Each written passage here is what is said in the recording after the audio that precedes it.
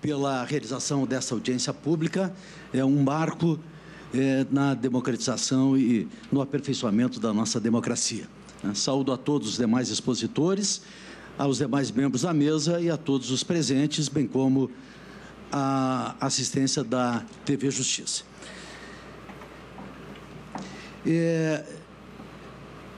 Interessou a Ana Matra, senhor relator, participar dessa audiência para abordar os impactos nas relações trabalhistas das privatizações ou das mudanças na composição societária das empresas, notadamente das empresas públicas.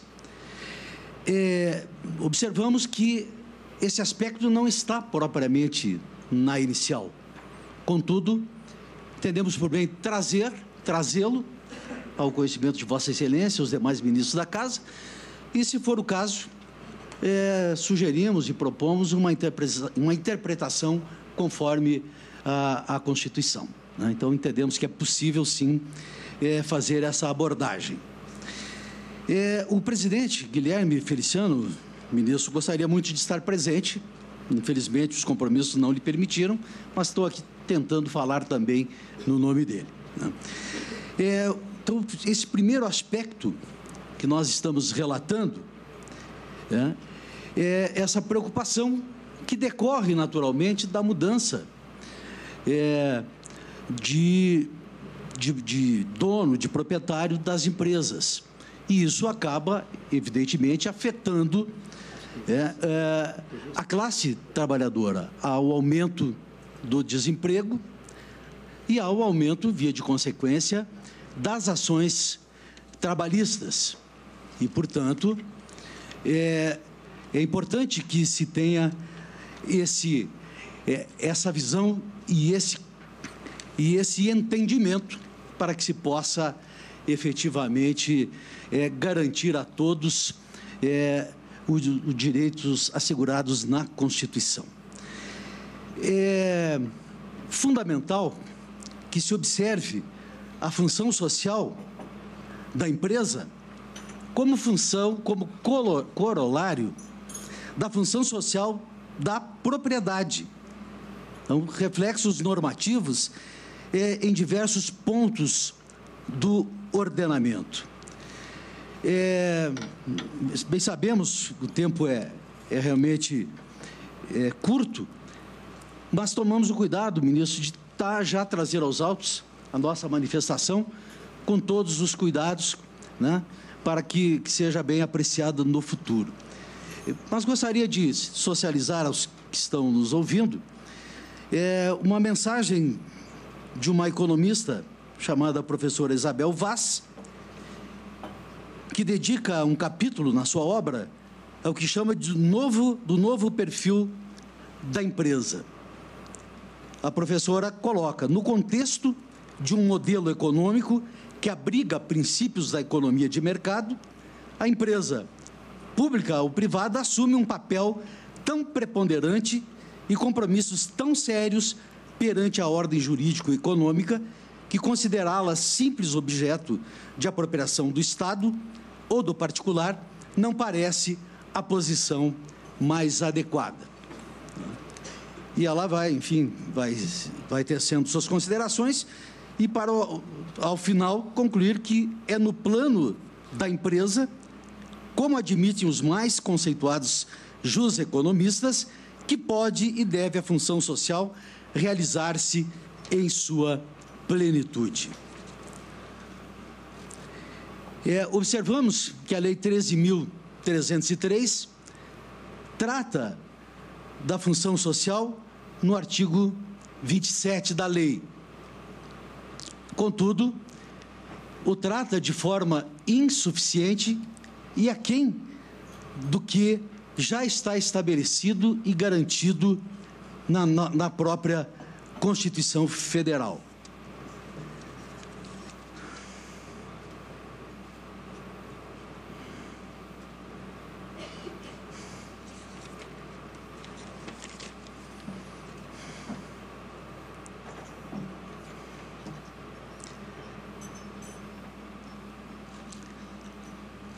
Abordamos também o princípio da vedação ao retrocesso dos direitos sociais, dos princípios como espécie normativa que dispensa intermediação. Como muito bem destacado na peça deste feito, o universo potencial de atingidos pelo diploma legal questionado é imenso, o que dá verdadeiro caráter geral aos atos normativos administrativos que decorrem da decisão da desestatização.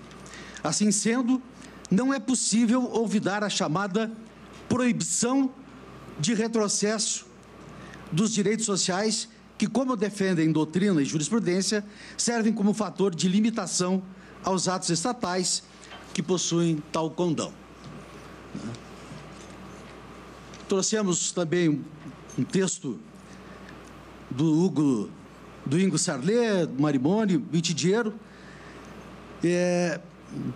enaltecendo e reforçando a importância do princípio do não retrocesso social.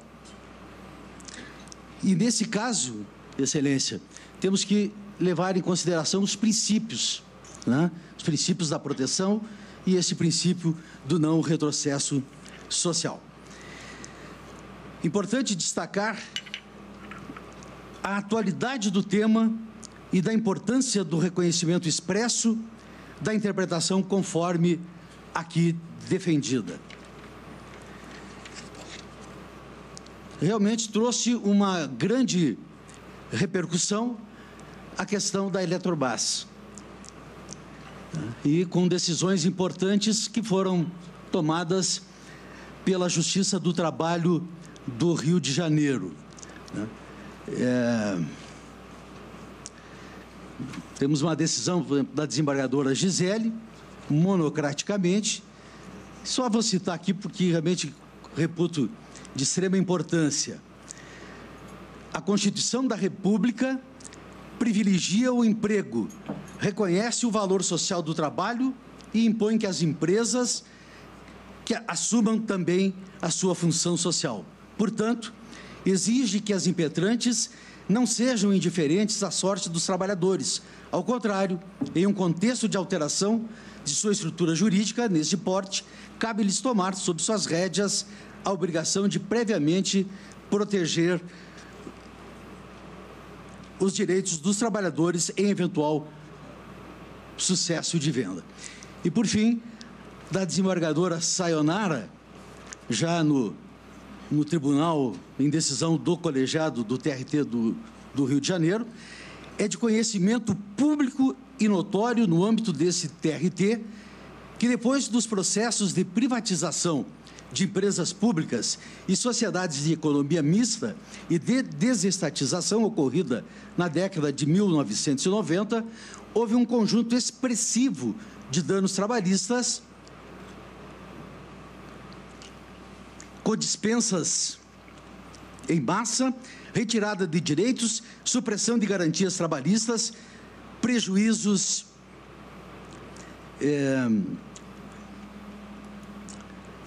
variados para a classe trabalhadora.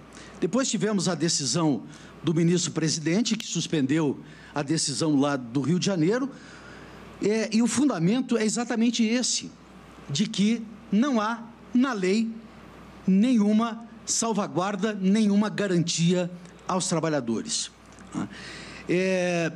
Em nosso trabalho, o tempo, infelizmente, está concluindo, ministro, trouxemos também uma dissertação da Fundação, parte da dissertação da Fundação Getúlio Vargas, onde demonstramos os malefícios e os danos causados à classe trabalhadora. Então, são vários. O emprego foi o grande perdedor nas privatizações estudadas. O ritmo de trabalho cresceu acentuadamente. O temor, o medo do desemprego, a falta de solidariedade entre os colegas e assim por diante. Então, chegando ao final, vou concluindo,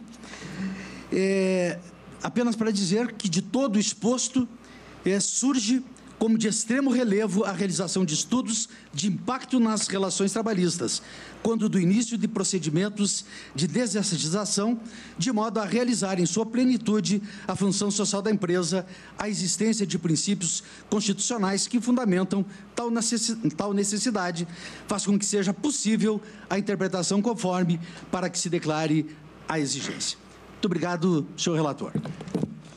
Agradeço ao doutor Luiz Antônio Colucci, especialmente a menção que fez a esta presidência da sessão e também a intervenção que traz em nome da ANAMATA.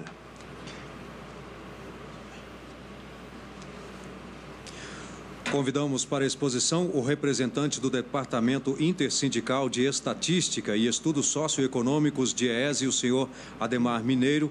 O senhor também dispõe de até 10 minutos para a exposição.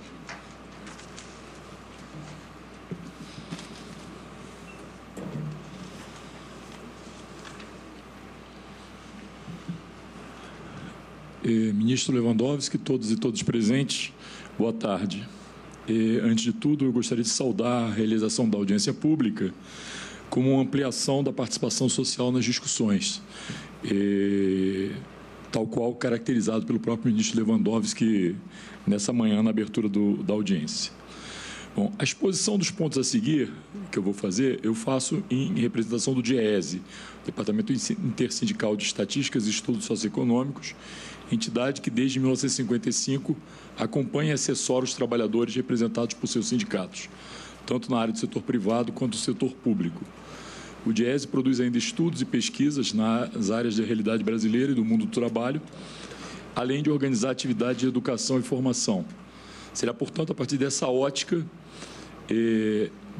do trabalho dos trabalhos do grupo de trabalho de empresas estatais, onde participam colegas técnicos que assessoram várias entidades sindicais no Rio de Janeiro, como a FUP, a FNU, o Sindicato dos Bancários, o Sindicato Petroleiros do Norte Fluminense e outros mais.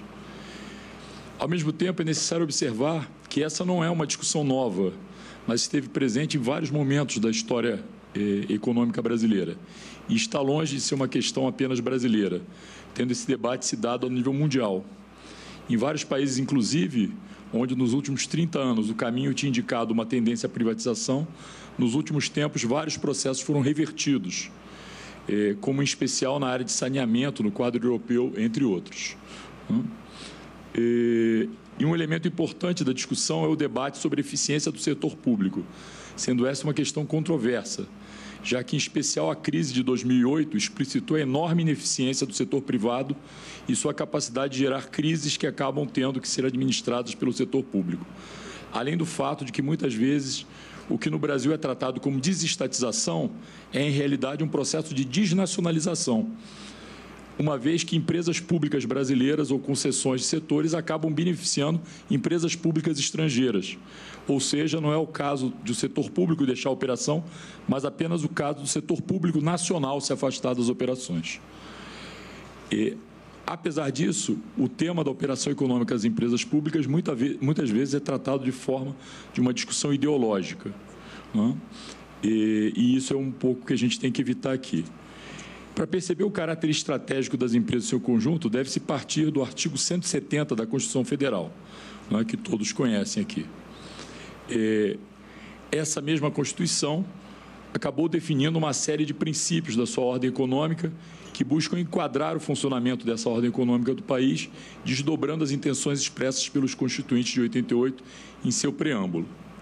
É com base, portanto, nesses princípios que é necessário analisar o tema, buscando escapar tanto da armadilha do debate puramente ideológico, que, visto uma perspectiva histórica, mostra toda a sua limitação, quanto o fato de que, muitas vezes, ao longo do processo econômico no Brasil, empresas e setores funcionaram sob controle do Estado, do capital privado, ou de ambos coexistindo, como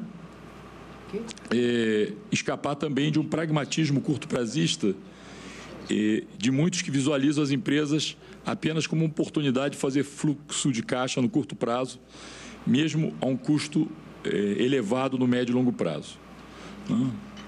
O Brasil é um país de desenvolvimento capitalista tardio para o qual o Estado e as empresas estatais, em diversos momentos de sua história, contribuíram de forma ímpar, sobretudo em seu processo de industrialização. Essas empresas, as empresas estatais, no Brasil e em diversos países do mundo que têm essa mesma característica, desempenham um papel estratégico na produção e ampliação das condições estruturais, infraestrutura, serviços básicos, insumos estratégicos, crédito e investimento para o desenvolvimento econômico e social. É necessário, portanto, que decisões relativas ao papel e tamanho do Estado, como a alienação do seu patrimônio, entre outras, sejam subordinadas aos interesses coletivos, pautadas em análises criteriosas e precedidas de intenso debate público, sem o que podem comprometer o futuro do país. Os países ditos desenvolvidos são o maior exemplo da importância da existência e da expansão das empresas estatais, não só no impulso inicial ao desenvolvimento, mas também na manutenção e reprodução de uma sociedade mais desenvolvida, economicamente e com maiores níveis de bem-estar e igualdade social. Desde o fim da ditadura militar, passando pelos governos nos anos 80 e 90, o debate sobre o papel do Estado esteve presente e programas de desestatização foram implantados, em geral com vistas a responder à crise de balanço de pagamentos e de ordem fiscal. Entretanto, seus resultados são controversos. Na década de 1990, por exemplo, ao contrário da expectativa do governo, as desestatizações mostraram-se incapazes de resolver a crise fiscal. Na verdade, inclusive, a dívida pública aumentou muito, apesar de todo o processo de privatização. No Brasil, assim como na maioria dos países em conjunto, relevante de bens e serviços foi e é produzido por agências públicas ou empresas sob controle estatal. Esse foi o caso da Companhia Siderúrgica Nacional, construída no governo de Getúlio Vargas, iniciativa fundamental para o processo de industrialização do país. Seria impensável, à época, um investimento de tal envergadura sem o protagonismo estatal. Processo similar, só para a gente não dizer que está falando de um passado distante, ocorreu recentemente a respeito do pré-sal, que já foi bastante falado aqui na parte da manhã. Mesmo em países caracterizados por governo de orientação neoliberal, como a Inglaterra, as empresas estatais cumprem expressivo papel na economia e têm valor de mercado correspondente a 5% do PIB e quase 2% do total de trabalhadores daquele país. Na França, esses percentuais chegam a 10%. Em economias menores, como a Suécia, por exemplo, representam 21% do PIB e 4% dos empregos. A China é outro exemplo de gigantes estatais com forte participação na economia e na estratégia de desenvolvimento nacional e internacional da China. Durante o principal período de crescimento chinês, que ocorreu a partir da década de 1990, as empresas estatais desempenharam um papel essencial, tanto do ponto de vista organizativo da sociedade, quanto na atração e indução de investimentos. Muitos setores de atividade econômica, devido às suas características intrínsecas, necessitam de investimentos vultosos e de longo prazo de maturação, o que pode se estender por décadas, tais como estradas e ferrovias. Em muitos casos, embora possam não ser de interesse para a exploração privada, são fundamentais ao desenvolvimento econômico e social de um país e, por essa razão, a sociedade decide arcar com os custos de sua realização. Em 2016, apenas as estatais federais somavam cerca de 500 bilhões em patrimônio, 500 bilhões de reais, o que representava 8% do PIB nacional. Essas empresas realizam investimentos expressivos que em 2016 somaram 56,5 bilhões de reais. Em 2012 e 2013, essa relação chegou a 10% da formação bruta de capital fixo. Além da importante participação no total dos investimentos, as estatais federais brasileiras empregavam quase 531 mil trabalhadores próprios, o que representa 1,2% do total de empregos formais no país em 2016. Também chama a atenção o volume de dividendos distribuídos pelas estatais federais, que somente em 2015 alcançaram 22 bilhões. Esse valor, se comparado com o montante de dividendos pagos no país, representou 35% do total distribuído naquele ano. Em 2012, esse percentual foi de 45%. Assim, não é de estranhar o grande interesse na aquisição desses ativos por parte do setor privado, seja nacional ou estrangeiro, e mesmo do setor público de outros países, como é o caso das estatais chinesas. Se as estatais federais distribuem dividendos dessa magnitude, isso significa que são empresas bastante lucrativas, ao contrário do argumento que vem sendo usado para justificar a privatização.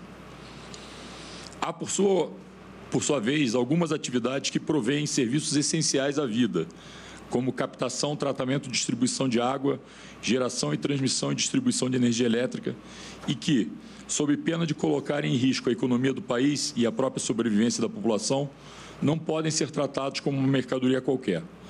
Na maioria dos países, procura-se assegurar com a questão estratégica e de segurança nacional, como também já foi falado aqui, o provimento de tais serviços na quantidade e qualidade necessária e a preços acessíveis, tanto para o consumo da população quanto os diversos setores de atividade econômica.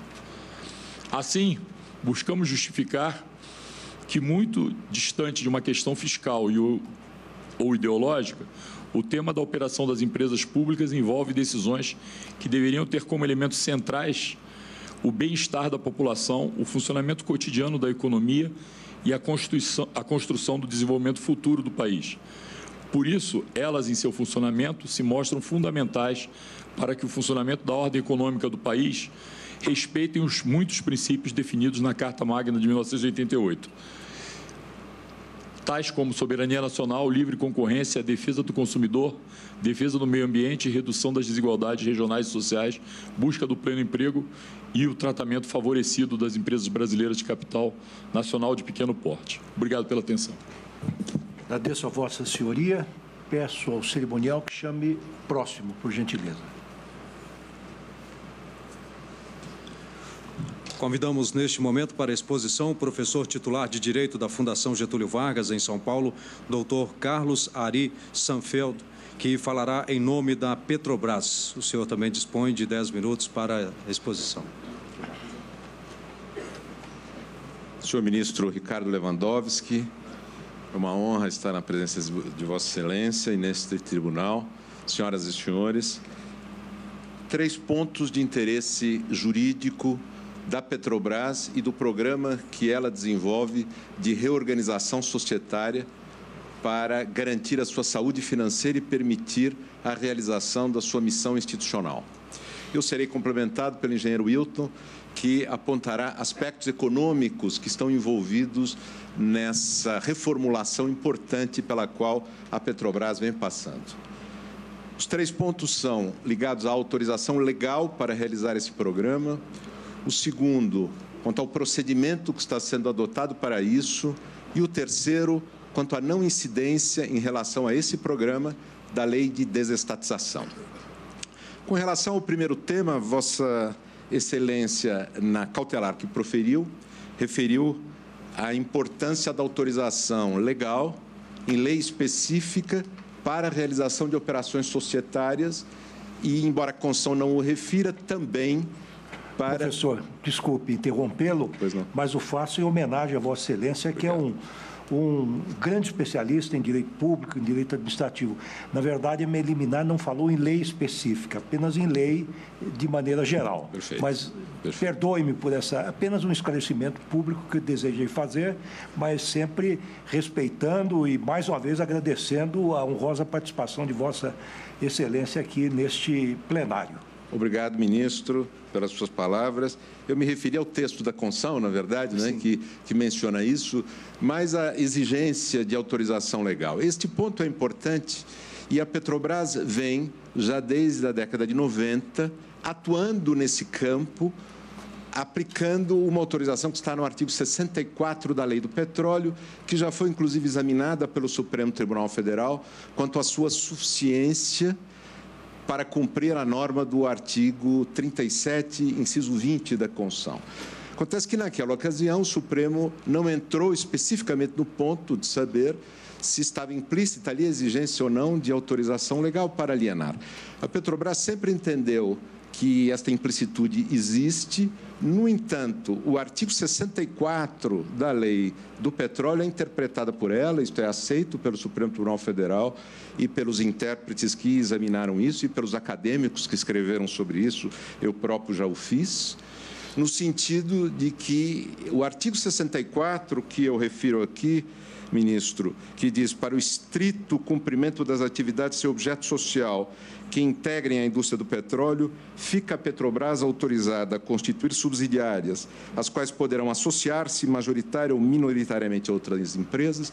Esta previsão procurou dar à Petrobras autonomia empresarial para realizar operações societárias necessárias para o estrito cumprimento do seu objeto social.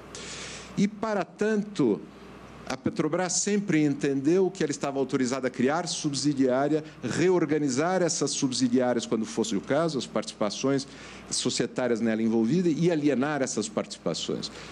O que o artigo 64 fez foi dar à Petrobras, expressamente por uma lei, para o caso dela, autorização para a realização das operações societárias necessárias para o desempenho da sua atividade, inclusive alienação do controle.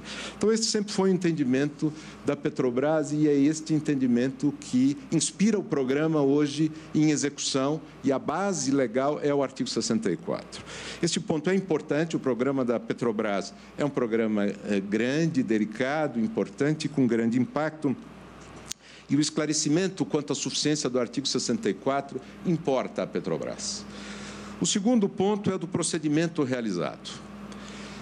O procedimento que a Petrobras desenvolve é um procedimento que foi examinado longamente pelo Tribunal de Contas da União e foi, inclusive, reformulado a partir de ponderações do Tribunal de Contas e aprovado por ele, visando a aplicar os melhores padrões de governança corporativa e garantir a competitividade do procedimento.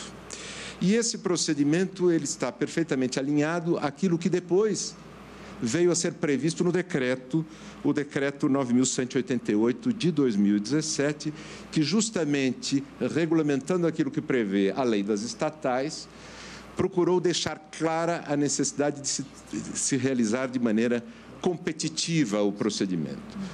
Este procedimento da Petrobras, ele vem garantindo à empresa a adoção de procedimento alinhado com as necessidades de obter as melhores condições econômicas.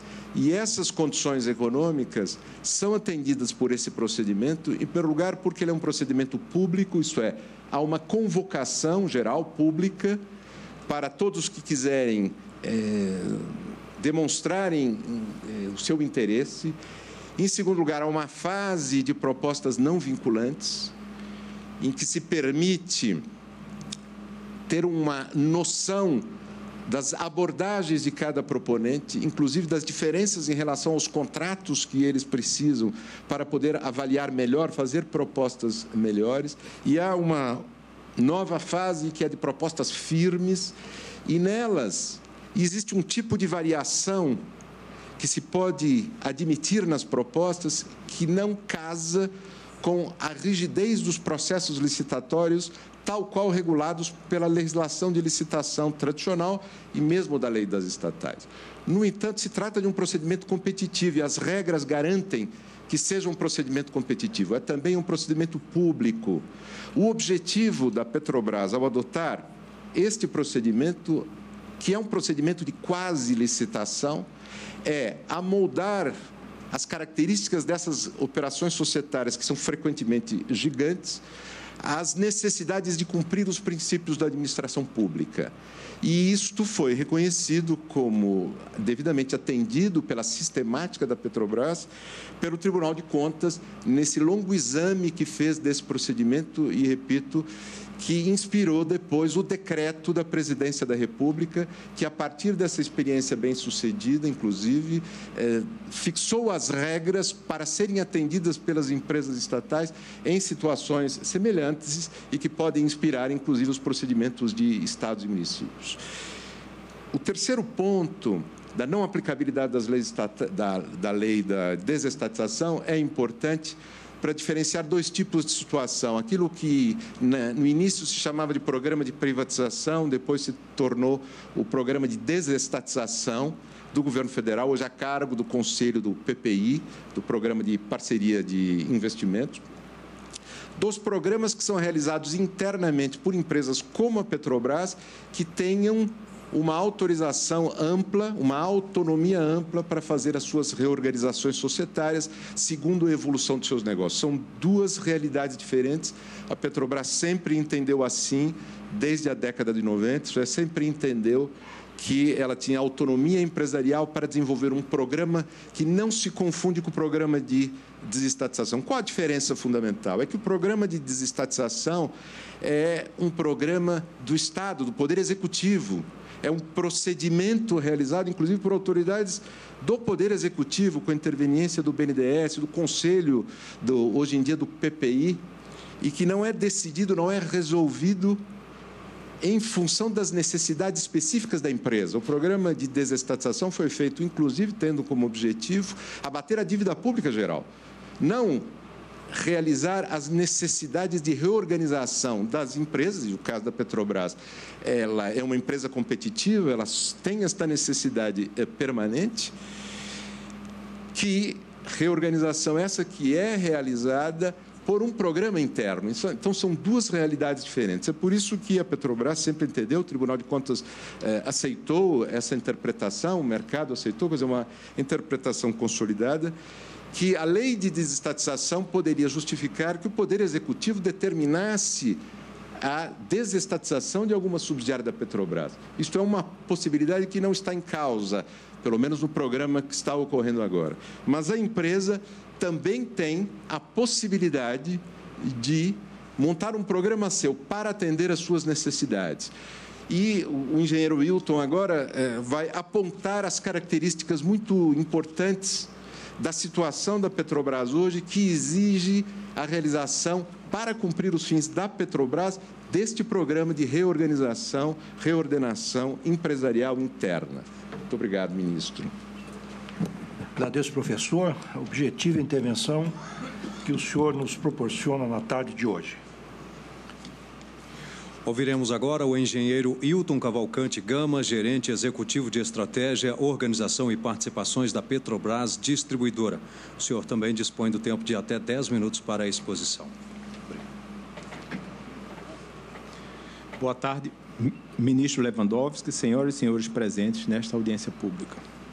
Vamos aqui procurar demonstrar que a otimização de portfólio que a Petrobras, assim como a BR Distribuidora, vem realizando nos seus ativos, está sendo feita dentro da maior governança possível e dentro de todos os regramentos exigidos pelo Estado, de forma que qualquer processo possa ser checado e auditado a qualquer tempo pelo TCU ou quaisquer outros órgãos de controle. A Petrobras, no ano de 2013, em reportagem do jornal O Estado de São Paulo, no dia 19 de outubro, foi citada como a empresa mais endividada do mundo, segundo o relatório divulgado pelo Bank of America, e indicava, segundo a reportagem, que o principal motivo do seu endividamento deveu-se ao seu ambicioso programa de investimentos para crescimento de sua produção de petróleo no mar.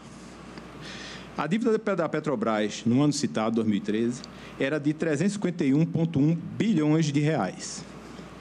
Considerando que os investimentos para a produção de petróleo no mar continuaram a ser feitos, no ano de 2015, a Petrobras alcançou o patamar histórico do seu endividamento, cujo valor chegou a 493 bilhões de reais. Para os senhores terem uma ideia do valor desse endividamento, o Estado de São Paulo, no ano de 2017, tinha uma dívida de 294 bilhões de reais. Ou seja, a dívida da Petrobras no ano de 2015 era quase 2 vezes o valor da dívida do Estado mais rico do país. A Petrobras se encontrava, neste momento, numa situação econômica muito difícil, pois, para ter sua saúde financeira preservada e pagar seus débitos, era preciso trabalhar por 5 anos ininterruptos, não fazer mais nenhum investimento e, por 5 anos, destinar todo o lucro obtido para pagamento de sua dívida. Considerando que a empresa precisava fazer frente aos seus investimentos e, ao mesmo tempo, pagar o salário de seus empregados e seus fornecedores, a rolagem desse débito era feita através de empréstimos bancários. Como todos sabemos, qualquer banco, quando vai conceder um empréstimo a alguma empresa, avalia a sua capacidade de pagamento. E, considerando o alto endividamento da Petrobras, ela passou a ser qualificada no mercado financeiro como uma empresa de grau especulativo. E, com isso, as taxas de juros pagas pela Petrobras, que antes eram em média de 3,2%, saltaram para 8,5% ao ano. Para os senhores terem uma ideia, no ano de 2015, a Petrobras pagou só de juros aos bancos a quantia de 24,6 bilhões de reais, significa que deixamos de investir um valor equivalente a um sistema completo de produção no pré-sal, com capacidade para produzir 150 mil barris dia. Deixamos de gerar riqueza para o Brasil e geramos riqueza para as instituições financeiras que emprestaram recursos para a empresa. Pelos valores acima, todos já podem perceber que o sistema bancário era o grande beneficiado do nosso endividamento.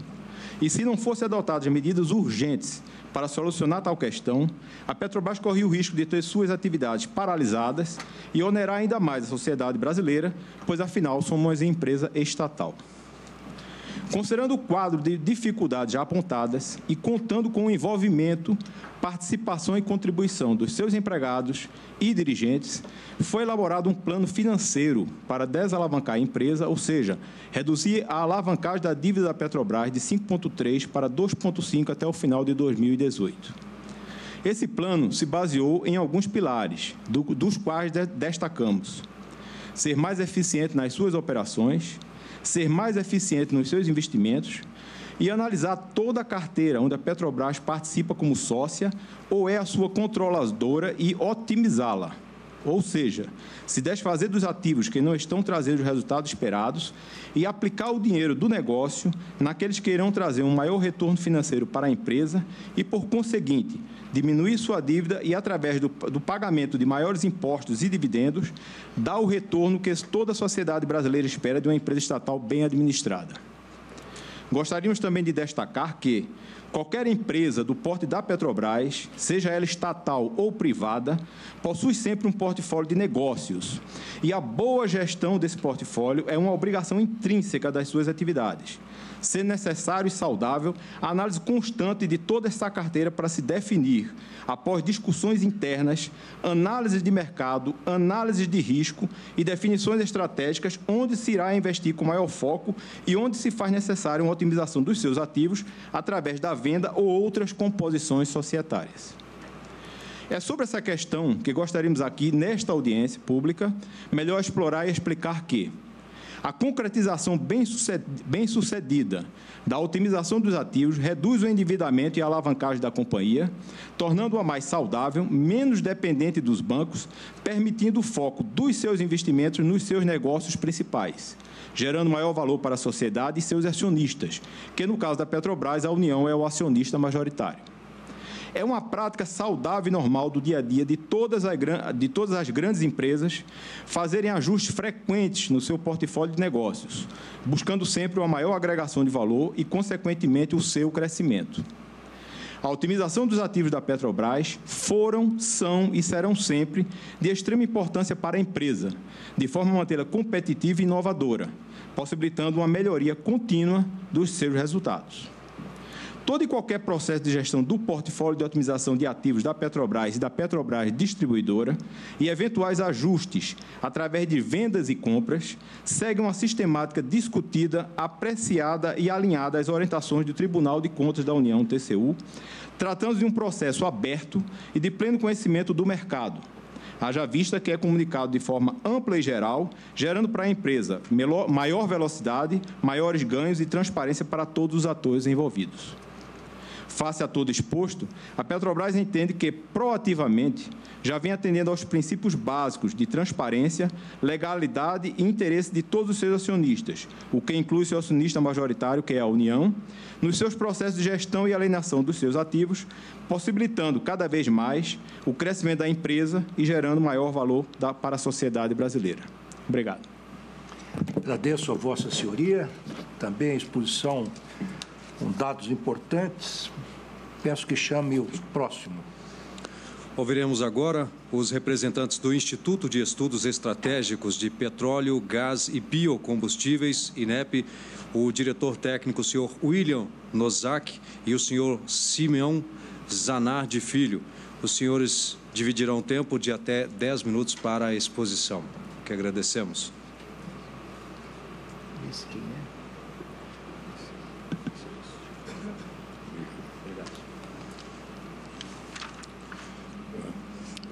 Bom dia a todos os brasileiros e brasileiras que defendem um Brasil soberano. Tá? Meu nome é Simão Zanardi, atualmente sou coordenador da FUP, uma entidade que possui 13 sindicatos em todo o país e representa atualmente mais de 100 mil trabalhadores do setor petróleo. A FUP é nacionalmente conhecida e reconhecida por sua atuação política e sindical no Brasil, sendo respeitada também fora do país pelo protagonismo na defesa da soberania energética e pela resistência aos projetos neoliberais, que resultaram em lutas históricas da categoria petroleira contra a privatização do sistema Petrobras e pelo seu fortalecimento como empresa pública e estatal.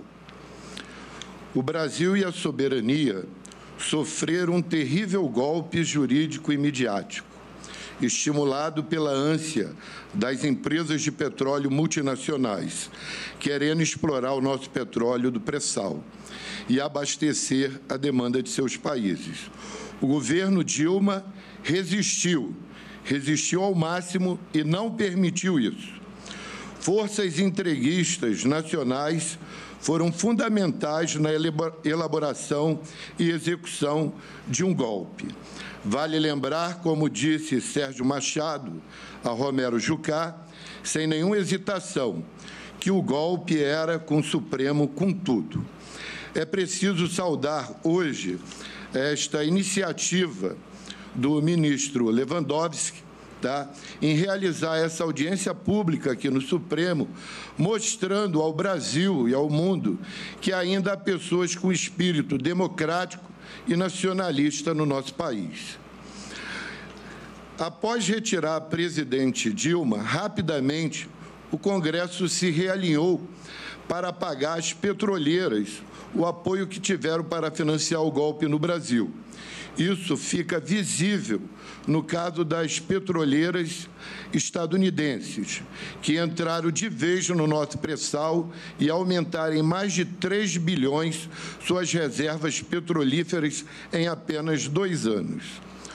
No caso do refino das nossas refinarias, o marco inicial da abertura do mercado para as empresas petroleiras multinacionais ocorre em março de 2017, quando a direção da Petrobras, em reunião com o Ministério da Minas e Energia, a ANP e o Conselho Nacional de Pesquisa Energética, aponta que não irá mais ser a empresa responsável pelo abastecimento no Brasil. A partir desse momento, a Petrobras passaria a praticar preços de mercado internacional em todos os derivados, incluindo o GLP, que é o gás de cozinha.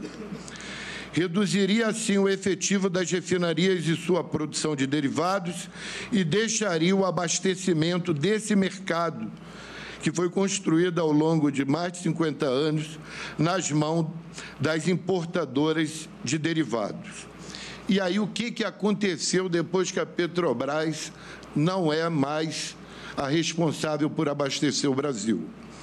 O resultado dessa política foi a abertura do mercado de combustíveis, com a alta do preço diariamente, levando os brasileiros à loucura, como se no Brasil não fosse mais um produtor de petróleo, como se o Brasil não tivesse mais capacidade de refinar e abastecer sua população, como se não existisse a Petrobras. Mas a Petrobras estava sendo desmontada para ceder espaço para essas petroleiras multinacionais. Após essas petroleiras garantirem um mercado de preços e de derivados nas alturas, surgiu uma greve, a greve dos caminhoneiros, que falava que o problema do combustível alto era o imposto. Mas nós, petroleiros, entramos em greve e demonstramos à sociedade que o preço da gasolina, do diesel e do botijão de gás estava nas alturas devido à política de preço internacional praticada pela Petrobras, contrariando o povo brasileiro. Nós somos brasileiros, nós não podemos pagar o preço internacional, nós temos que pagar o preço de produção. Então, roubando o nosso país. Destaca ainda, para todos se lembrarem, algumas medidas entreguistas de suma importância. Em outubro de 2017, após acertar com a empresa americana Chevron, o senador José Serra, do PSDB, que fez o golpe, aprova que a Petrobras não será mais a operadora única no pré-sal, com a garantia de 30% da exploração de todas as áreas. Isso significa o quê? Menor arrecadação para a União, menos recurso para a saúde e educação. Os petroleiros lutaram muito, lutaram aqui do lado, no Congresso Nacional, contra esse retrocesso e o entreguismo. Em dezembro de 2017, Temer, golpista, edita a medida provisória 795, que concede incentivos fiscais para as petrolíferas estrangeiras. Isso significa perdas de cerca de R$1 trilhão em impostos por 22 anos, além de eliminar 1 milhão de empregos. Esta medida provisória foi conhecida pelo povo como MP do Trilhão ou MP da Shell. Em abril de 2018, o governo golpista Temer anuncia a venda de 4 refinarias, seus terminais e oleodutos. E aí o caldo entornou, porque começa uma luta nacional em defesa da Petrobras e de outras estatais, tá, como a Eletrobras, o Banco do Brasil, a Caixa Econômica Federal, a Casa da Moeda. O Temer queria fazer um grande feirão, queria vender tudo, porque o tempo de mandato estava acabando.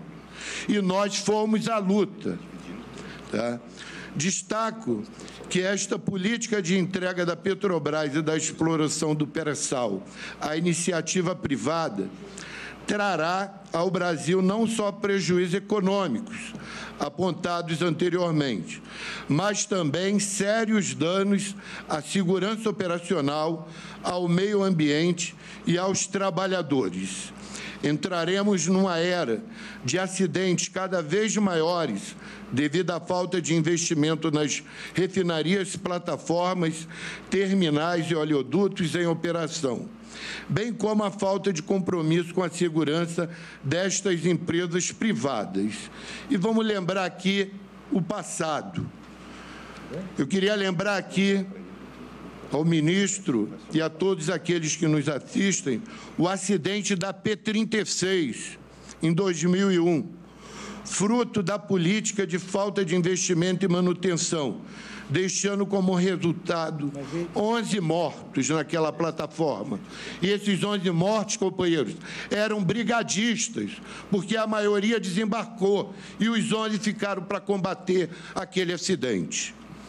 Também queria lembrar o acidente de 2015, no Espírito Santo, na plataforma Cidade de São Mateus, que deixou 9 trabalhadores mortos, 26 feridos, devido ao descaso da empresa norueguesa BW Offshore. Hoje, enquanto a gente está aqui, acabou de ser concluído um leilão de petróleo no Rio de Janeiro, onde a Petrobras, onde a ANP e o governo Temer venderam uma reserva de 15 bilhões de barris. 15 bilhões. Se a gente for fazer um cálculo do barril do petróleo a $80, nós estamos falando no negócio de 1 trilhão e 300 bilhões de dólares. E se o pessoal quiser pensar no real, nós estamos falando no negócio de 5,4 trilhões que foi feito hoje. E a Petrobras, o governo brasileiro, né, através da ANP, arrecadou 6,8 bi. É isso, senhor ministro. 7 trilhões, arrecadamos 6 bi. Diante disso tudo, a gente só tem aqui a pedir ao ministro que olhe pelo povo brasileiro, Pare esse golpe que está tendo nas estatais e consulte não só o Congresso, mas consulte ao povo brasileiro se ele quer vender o seu patrimônio público. No dia 3 de outubro, a Petrobras fará 65 anos de existência. E queria saudar aqui Getúlio Vargas, que criou a Petrobras, e saudar o presidente Lula, que descobriu o pré-sal e fez dela uma grande empresa. Obrigado. Pois não. Eu agradeço a intervenção de Vossa Senhoria e, nos termos do artigo 78 do novo Código de Processo Civil, eu determinarei que sejam riscadas as expressões ofensivas a terceiros ou a instituições. Vai chamar? Mas ele tem tempo?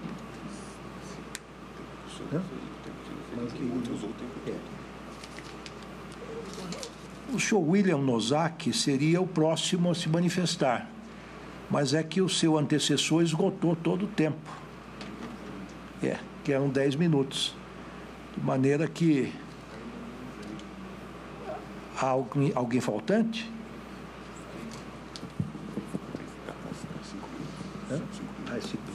Então, pois não. Revendo aqui as inscrições e os cálculos, o senhor terá 5 minutos para se manifestar. Pode assumar na tribuna.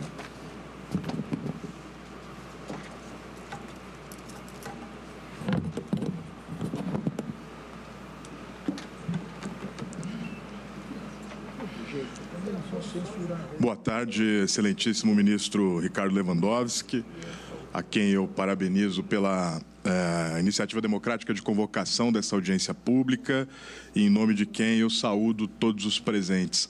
A minha intervenção nesses exíguos minutos que me restaram tem como objetivo chamar atenção para alguns elementos que, a partir da nossa história, a partir da nossa estrutura econômica, do que vem acontecendo no mundo hoje, nos alertam para o fato de que a maneira como os processos de privatização e de desestatização que vem ocorrendo no Brasil no último período, tanto no mérito quanto no método, caminham na contramão das tendências internacionais e nas tendências que acompanham a nossa história. Como já foi dito aqui antes de mim, não há nenhum exemplo de um país de modernização tardia que tenha se industrializado e se urbanizado sem recorrer ao fortalecimento das suas capacidades estatais e das suas empresas públicas.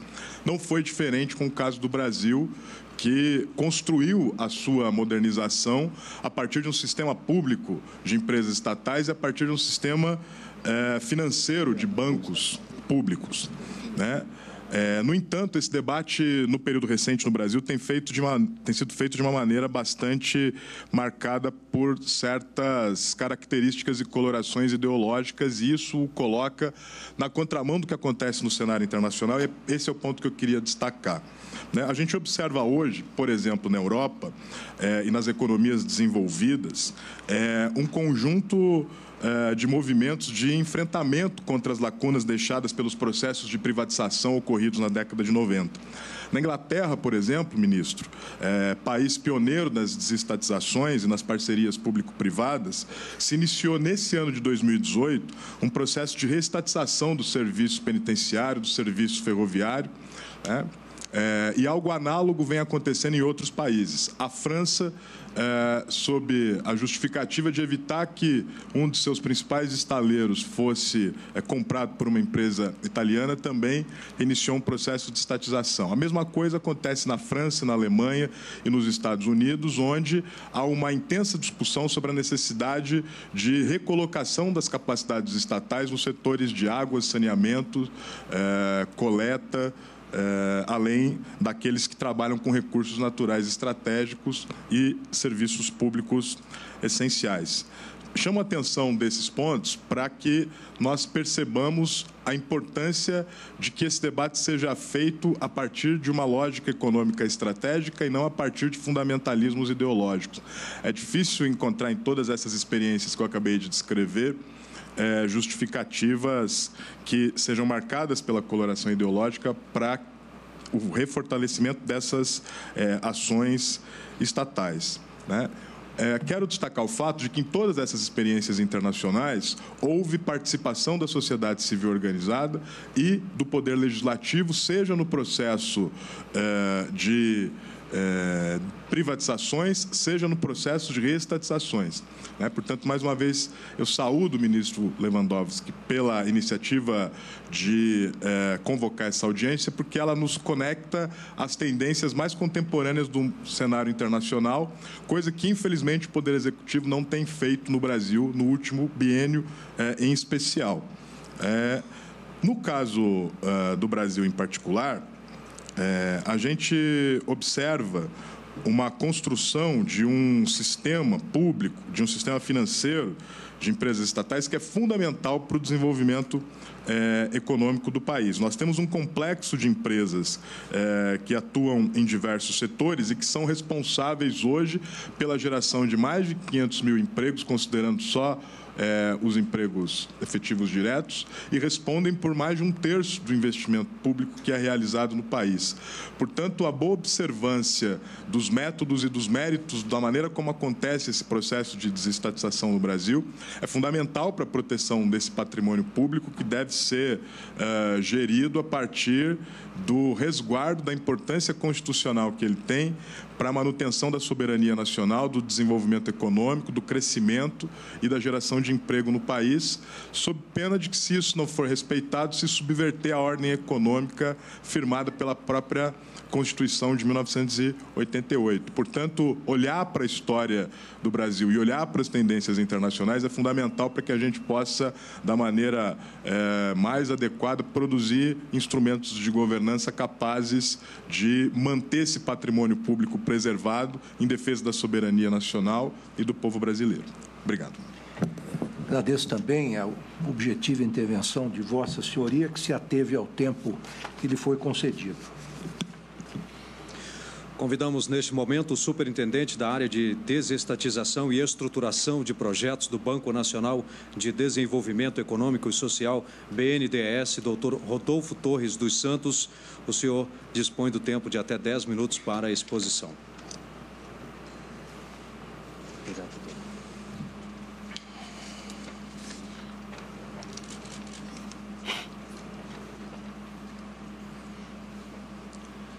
Excelentíssimo ministro, Ricardo Lewandowski, obrigado pelo convite. Em nome do BNDES, prazer estar aqui presente. E, em seu nome, desejo boa tarde aos demais presentes nessa audiência e saúdo a iniciativa tão importante para um debate num país democrático.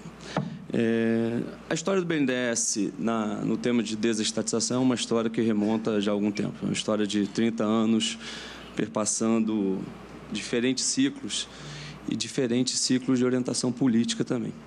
É uma história que começa no final dos anos 80 ainda, uma iniciativa do próprio BNDES, com a sua empresa BNDESPAR, que passou a ter controle de determinados ativos, de determinadas empresas, e aí se iniciou um processo de venda dessas empresas, até porque não seria do objeto, da natureza da BNDESPAR ser controladora de outras empresas. O momento seguinte, que eu acho que é o momento mais destacado da história desse processo, foi o do Programa Nacional de Desestatização, em que alguns eventos foram marcantes aí na história e muito debatidos e polemizados, como o caso da Vale do Rio Doce, o sistema Telebrás e o caso da Rede Ferroviária Federal. Foi um momento marcante, mas que, se a gente olhar adiante, esse processo de desestatização prosseguiu numa agenda e aí no entendimento de desestatização, num conceito muito mais abrangente, muito mais guarda-chuva do que tão somente a privatização de um ativo, a venda de um ativo e a passagem desse ativo de controle estatal para controle da iniciativa privada. E assim, chegando em atividades de concessões públicas e, mais recentemente, aí, no ano de 2005, após a lei com o marco legal das PPPs, essa agenda é muito ampliada. E ali o banco esteve presente também, participando em processos de concessões rodoviárias, concessões no setor de saneamento, e com PPPs levando a agenda para temas mais distantes, como saúde, educação e outros setores. O contexto mais recente é um contexto de retomadas de agenda de privatizações, Essa agenda mais marcante, recentemente, foi o ciclo aí das distribuidoras de energia da Eletrobras, controlados pela Eletrobras, no qual o BNDES participou o processo de desestatização, das quais algumas ainda restam ser desestatizadas, e uma agenda em perspectiva, de novo, com um forte papel para concessões e parcerias público-privadas. Então, essa primeira mensagem é essa: a história não é de agora, é uma história antiga que passou por diferentes ciclos de orientação política, de diferentes governos, e que o BNDES tem um papel relevante, mas que é o importante, que eu acho que é a mensagem que eu quero passar adiante, é relevante, porém não isolado. E eu acho que isso é mais importante para o debate hoje e para a mensagem de futuro. Se retomarmos dos anos 90 para cá, o Brasil se desenvolve principalmente em termos institucionais. Hoje, a rede de instituições que participam do processo de desestatização é muito ampla. Ou seja, para ficar bem consolidada aqui a mensagem, não se trata aqui de um ato em que, uma vez um ativo, uma empresa alocado no programa de desestatização, o BNDES tem autonomia e liberalidade para conduzir todo o seu processo de desestatização daquela empresa de forma autônoma, sem nenhuma interface com demais instituições. Vamos ver isso um pouco mais em detalhe. E acho que até por oportuno, e com o tema hoje aqui em tela, o processo se inicia dentro de um guarda-chuva legal da lei do PND e, mais recentemente, com a lei que institui o PPI, no qual atribui o BNDES papel relevante na condução desse processo. Mas, para que seja, então, empreendido alguma iniciativa no âmbito da desestatização, há que ter, primeiro, uma iniciativa de um Ministério Setorial, uma decisão de um Ministério Setorial para fazer um pleito ao Conselho do PPI, que hoje substitui o Conselho até então Conselho do PND, para deliberação sobre a pertinência da alienação daquele ativo ou da concessão daquele serviço. A Secretaria do PPI, então, instrui esse processo e leva, aí que a gente está chamando passo 3, para uma decisão do Conselho do PPI. Um conselho, de novo, marcado por diferentes representações, diferentes ministérios, bancos públicos federais também, e que delibera sobre a pertinência ou não do encaminhamento daquele ativo ou aquele serviço para um processo de desestatização. Ato contínuo, há que se haver também uma emissão de um decreto presidencial, o decreto do presidente da República, e assim configurando aquele ativo ou aquele serviço dentro do Programa Nacional de Desestatização. Ora, são passos que envolvem várias camadas do Executivo a serem refletindo sobre o tema, e não só encastelado em determinada secretaria ou em determinado ministério, e sim um colegiado para deliberar sobre o tema. Eis que, para, então, a chegada ao BNDES, uma vez tendo a decisão do Executivo quanto à pertinência daquele ativo ser desestatizado. E também, e aí vem a questão, sobre o respaldo jurídico que conforma aquele processo, se é a lei, então, do PND, ou se precisa ou prescinde de uma lei específica para tanto, uma lei particular para determinado caso, isso será já resolvido ao momento que chega o processo dentro da deliberação do Conselho do PPI. E, então, o BNDES passa a ter um papel na condução do processo de desestatização. Agora, aqui vem o ponto para deixar um pouco mais aprofundado algumas mensagens. O que é essa condução desse processo de desestatização? Trata-se aqui de uma atividade complexa. Complexa não somente por a questão financeira, de viabilidade, de análise de fluxo de caixa, viabilidade de negócios, análise de potenciais ou existentes passivos de determinada empresa, mas sim de uma complexa equação de equilíbrio entre o que é de viabilidade e atratividade para o setor privado investir em determinada empresa ou determinado serviço, bem como o que é de vontade e interesse de política pública. Esse equacionamento não é nada trivial e é, sim, uma reflexão grande que é levada nesse processo de avaliação pelo BNDES e é instruído, então, para a deliberação do Conselho do PPI.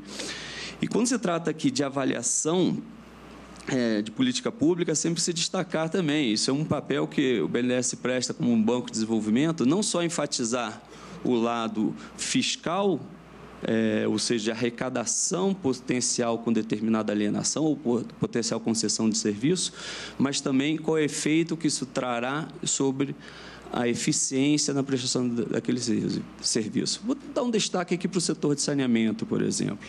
Bem recentemente, o BNDES, uma iniciativa aí com governos estaduais, o BNDES iniciou um programa para análise, modelagem, estruturação de projetos no setor de saneamento e tem aí alguns contratos firmados com alguns estados para fazer essa iniciativa. Veja bem, não se trata aqui de uma iniciativa de privatização. E ali, quando há no processo se identifica claramente que se puxássemos muito para o lado da privatização, ou seja, maximização do valor potencial de venda, o que ficaria descoberto? O que nos norteou bastante nesse trabalho? A busca de soluções de trazer investimento privado para universalização de serviços. Então, essa atividade é, sim, muito complexa, é de natureza espírito público e uma atividade de Estado. Sempre o que a gente pontua nesses eventos, nessas participações, em que o processo de desestatização é inerentemente uma decisão de Estado e tem que ter uma reflexão bem abrangente. Então, esse equilíbrio que é sempre buscado e é sempre apresentado para a decisão do poder concedente, aqui no caso do governo federal, intitulado no Conselho do PPI. E outro ponto marcante, e recentemente a gente teve uma felicidade de uma apresentação de um processo que estamos conduzindo, da reputação de transparência na condução dos processos. Um investidor que chegou a avaliar, um investidor internacional que chegou a avaliar um dos processos que estamos conduzindo, reputou como muito transparente e robusto o processo estava sendo conduzido, em comparação a outros processos internacionais do qual aquela empresa já havia participado. Bom, mas conduzindo para não perder o fio da meada e com o tempo que me resta, a tese aqui apresentada é que é um processo no qual é complexo e envolve uma rede de instituições. Aí que no destaco para o âmbito federal, é uma participação muito importante e ativa do Tribunal de Contas, em que todo o processo e toda aquela avaliação que agora há pouco vinha tecendo sobre a complexidade é referendada em estudos técnicos e análises e avaliações minutas que são apresentados ao Tribunal de Contas, e esse tribunal profere, sim, sua avaliação sobre aquele processo e que chancela o encaminhamento do poder concedente. Bom, e vamos mais, temos mais agências envolvidas, mais atores envolvidos, o CAD, quando a gente se depara com um processo que tem atos de concentração se manifesta, e toda a rede de agências reguladoras hoje existentes, que pertinentes e que serão fiscalizadores e gestores daquele contrato de longo prazo no futuro. Ou seja, trata-se de um ambiente institucional muito mais complexo, muito mais multiparticipativo e que não há que se configurar aqui uma situação em que se entende que uma casa somente conduz o processo de forma autônoma. Bom, essa é a mensagem final que eu queria passar, que essa agenda é uma agenda, como dito agora há pouco, uma agenda de 30 anos, que passa por diferentes matizes, mas uma agenda, sobretudo, de importância para se encontrar eficiência e viabilizar investimentos em infraestrutura, sejam públicos, sejam privados.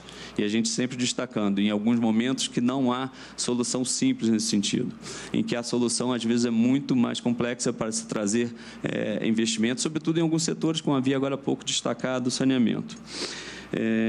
Hoje, o BNDES atua numa carteira não só com o Poder Público Federal, mas também com estados e municípios, ou seja, também em processos nesse grande guarda-chuva chamado aqui de desestatização, incluindo concessões e PPPs, também com municípios, estados em setores variados, iluminação pública, resíduos sólidos, mobilidade urbana, saneamento, como já dito, e rodovias, entre outros. Bom, no tempo que me resta, isso. Muito obrigado. Agradeço a Vossa Senhoria pela exposição técnica que fez. Peço que convoquem os demais. Ouviremos agora a exposição dos representantes da Secretaria do Tesouro Nacional, o Auditor Federal de Finanças e Controle, Charles Carvalho Guedes, e o Coordenador de Participações Societárias, Auditor Federal de Finanças e Controle, Bruno Cirilo Mendonça de Campos. Os senhores dividirão tempo de até 10 minutos para a exposição.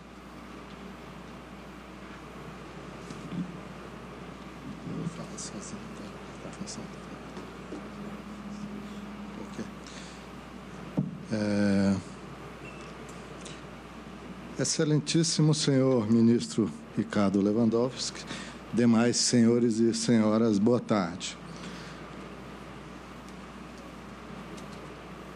O Brasil é um país que possui tradição de forte presença do Estado na economia.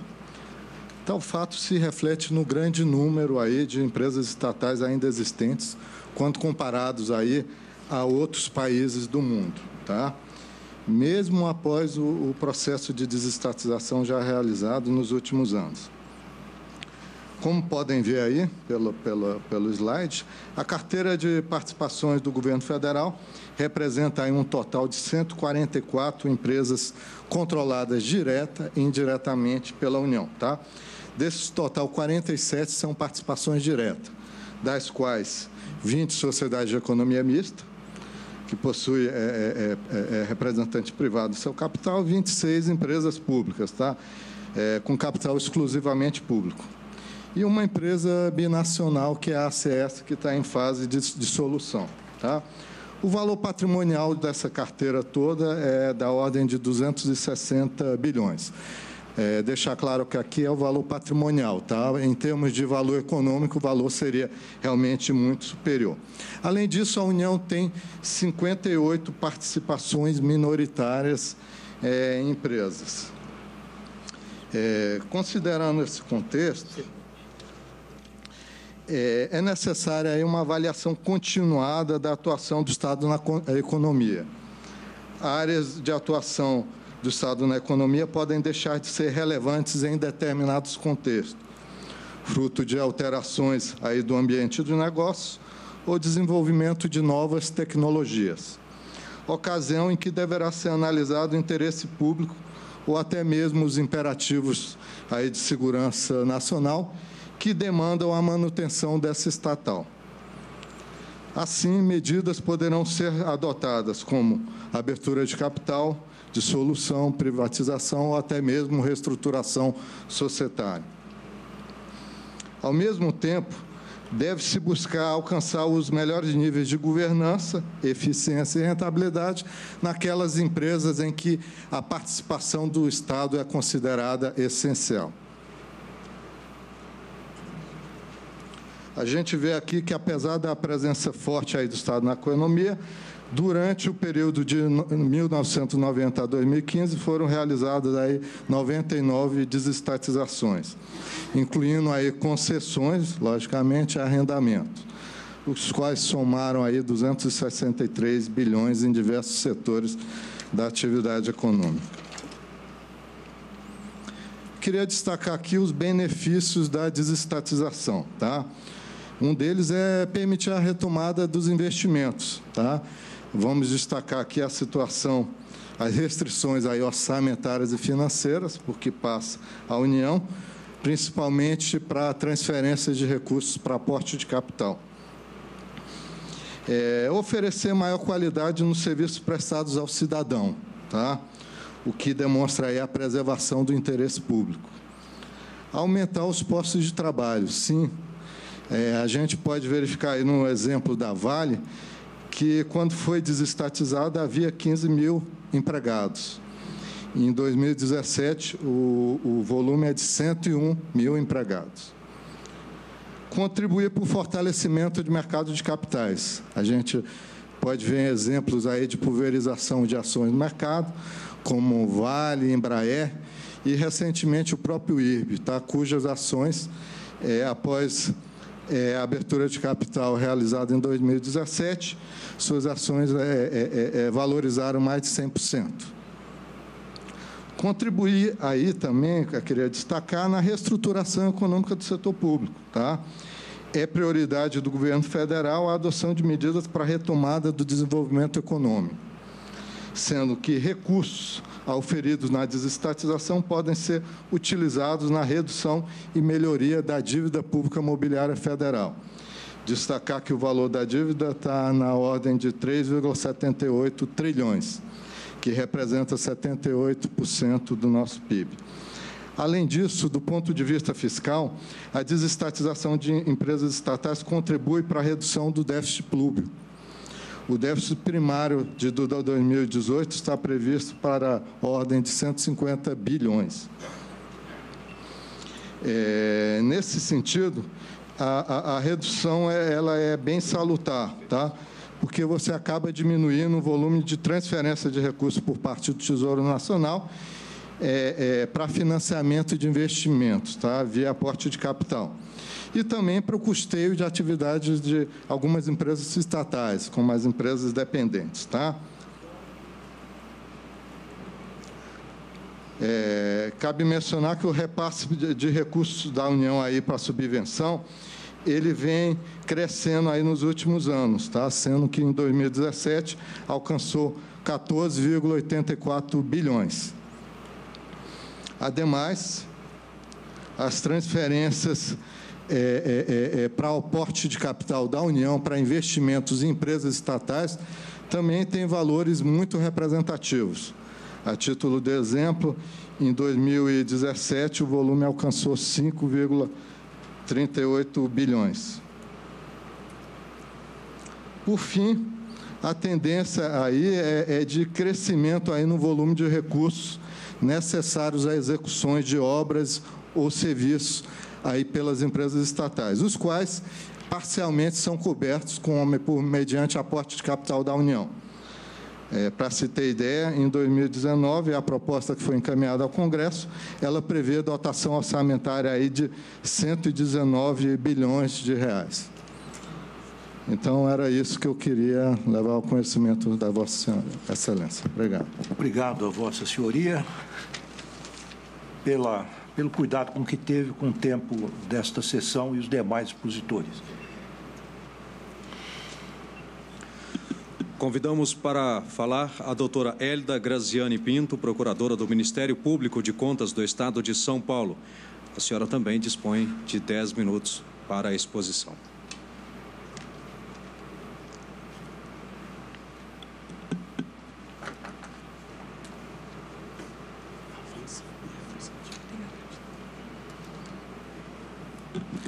Boa tarde.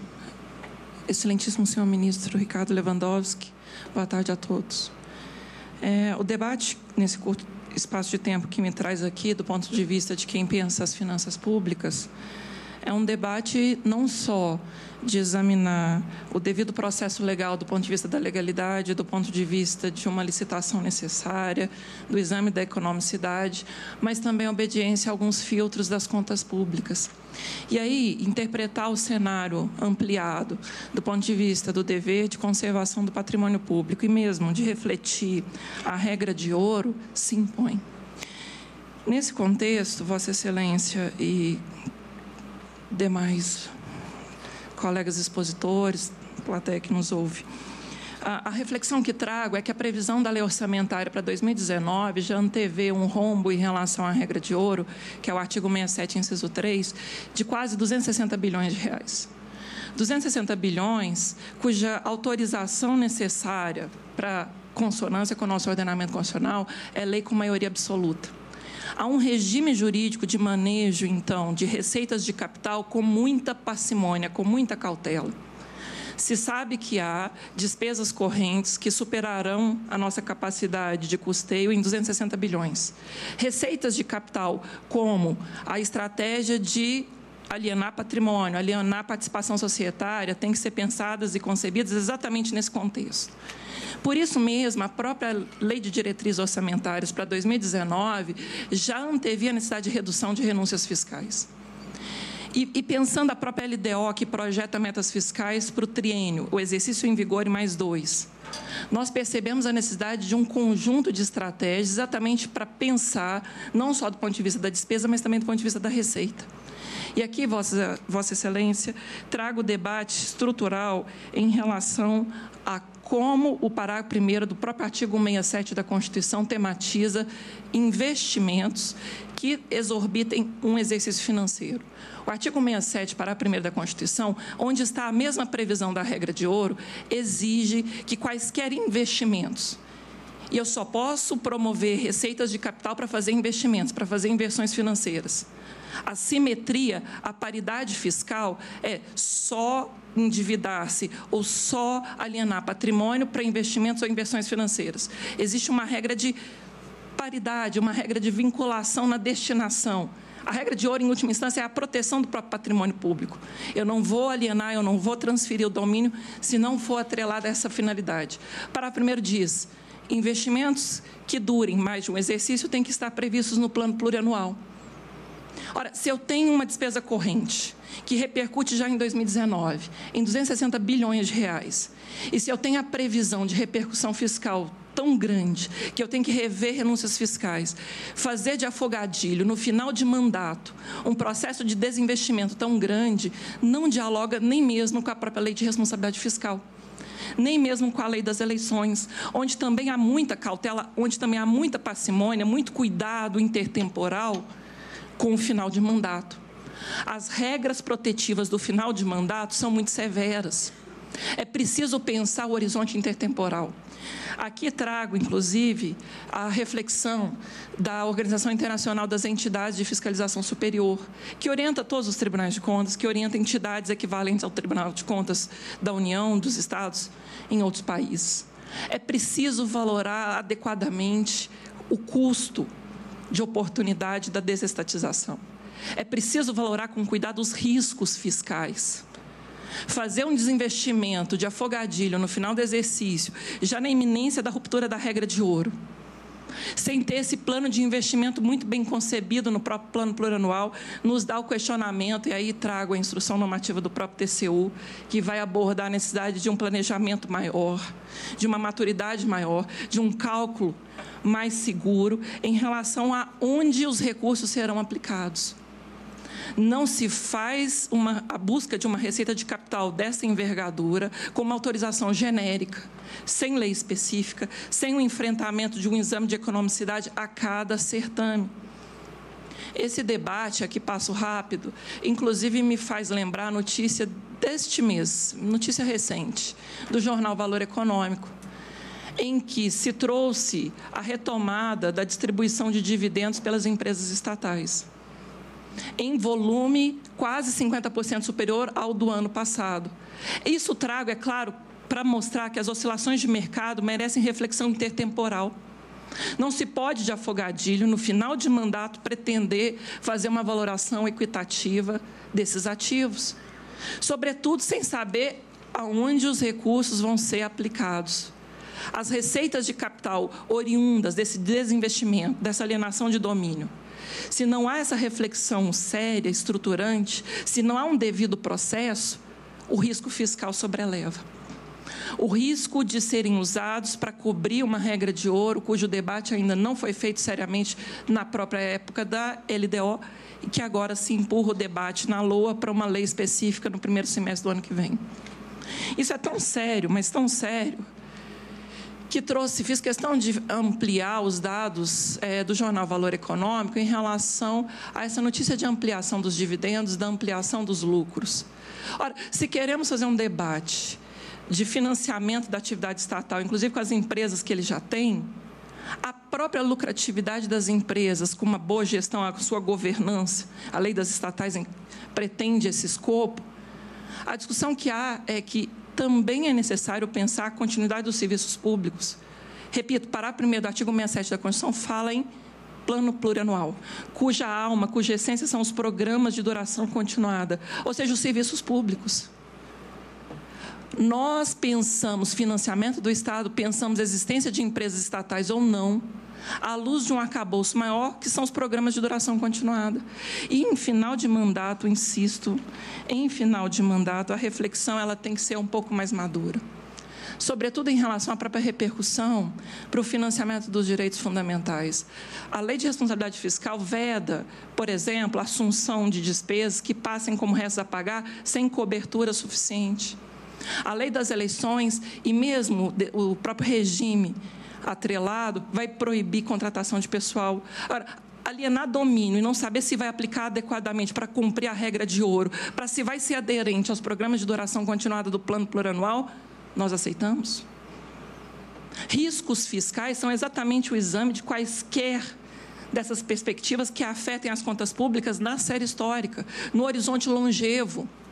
Não dá para pensar o equilíbrio intertemporal nas contas públicas com uma autorização tão genérica, tão discricionária, tão abrangente, de desinvestimento, lato sensu, larga, sem um devido processo de aferição de economicidade, sem uma legalidade que investigue exatamente essa relação de vinculação, de destinação dos recursos.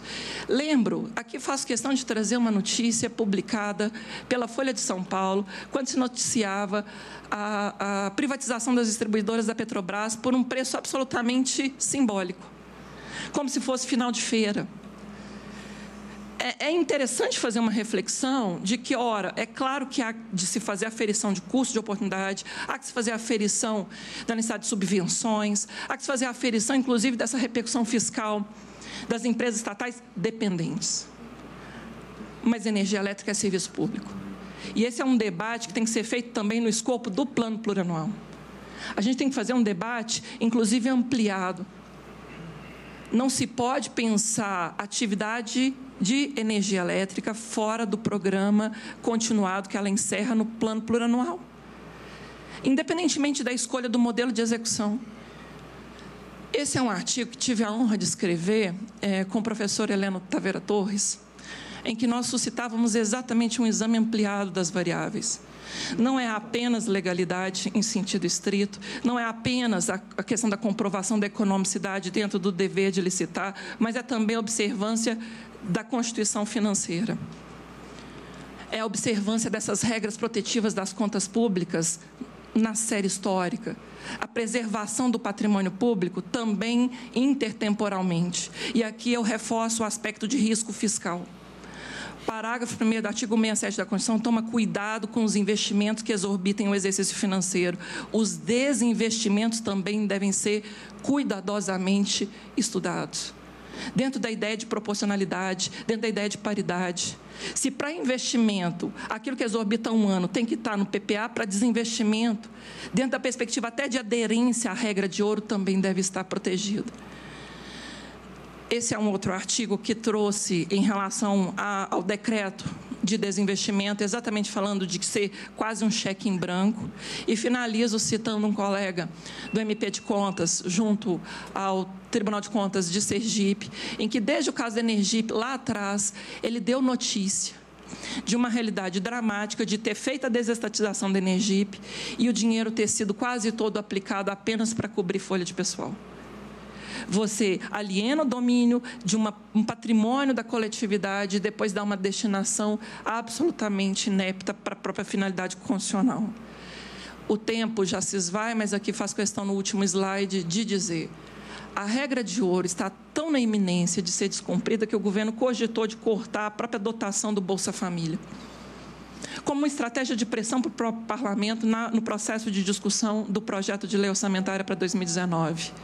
Não é de afogadilho, no final de mandato, com uma valoração, né, a respeito do quanto esses ativos realmente têm a oferecer para a sociedade, que a gente vai fazer um processo de debate consistente sobre o quanto de fato valem e se de fato tem que desinvestir ou não. Obrigada mais uma vez.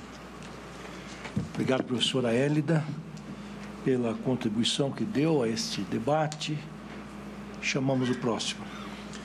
Ouviremos agora a doutora Raquel de Oliveira Souza, representante da Federação Nacional dos Petroleiros. A senhora também dispõe do tempo de até 10 minutos para a exposição.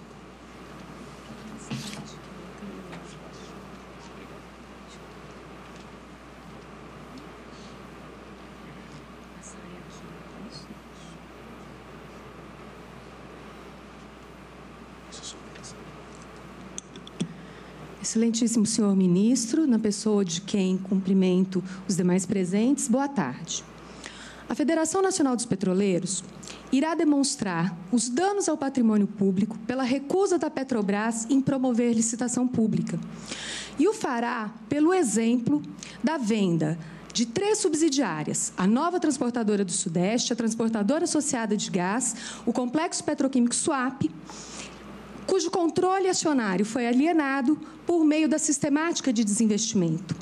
Uma norma criada pela Petrobras para vender ativos e que também demonstraremos é incompatível com a lei e com a Constituição Federal. Em especial porque o artigo 64 da Lei de Petróleo não desobrigou a Petrobras do dever de licitar. Iniciaremos pelo confronto entre a Lei 9491 de 97, do PND, que, como bem ressaltou o ilustre ministro, ainda está em vigência, e a sistemática de desinvestimento empregada pela Petrobras. A Lei 9491 de 97, ela exige que a alienação do controle acionário seja feita por licitação pública na modalidade leilão. Porém, na sistemática de desinvestimento da Petrobras, essas alienações foram feitas numa modalidade de convite adaptada, numa quase licitação, ou num arremedo de licitação, um arremedo de convite criado por essa sistemática. No que se refere às modalidades de licitação, prevalece o princípio da tipicidade. Não cabe à administração pública inventar novas modalidades que não aquelas previstas em lei.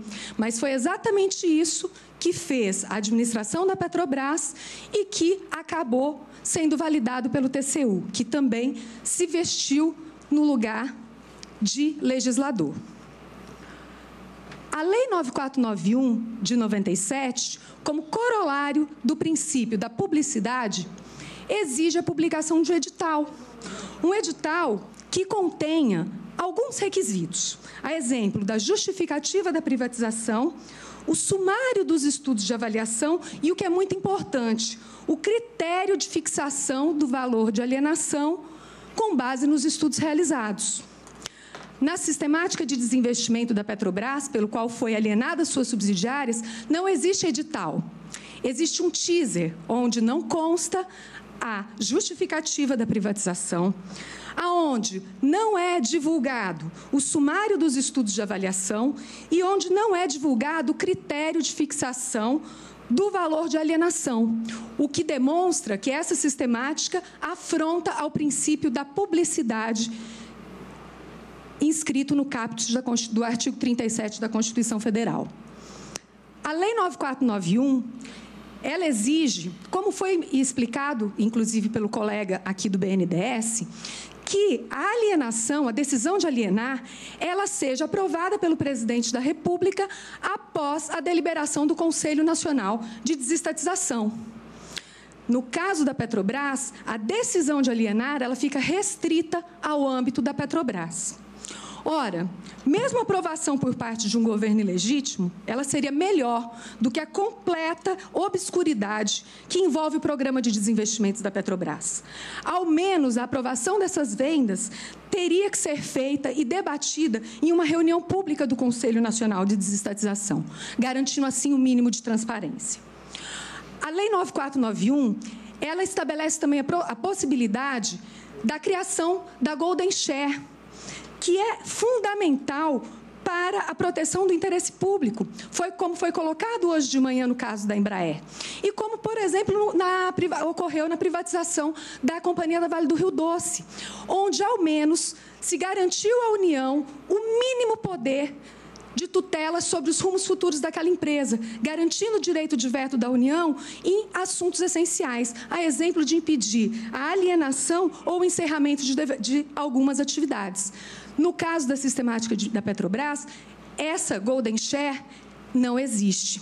E isso tem reflexos sérios para o país, que será demonstrado agora no exemplo das 2 empresas subsidiárias que são donas de toda a malha de gás do país, a NTS e a TAG, que estão sendo entregues pela direção da Petrobras a empresas estrangeiras deixando todo o transporte de gás do país na mão dessas duas empresas. A primeira empresa é a Nova Transportadora do Sudeste. Como vocês veem pelo mapa, ela é responsável pelo transporte de gás de todo o Sudeste. É por esses dutos onde vai ser escoada toda a produção do pré-sal. Essa empresa, ela tem um alto lucro operacional, de cerca de 85% de seu faturamento.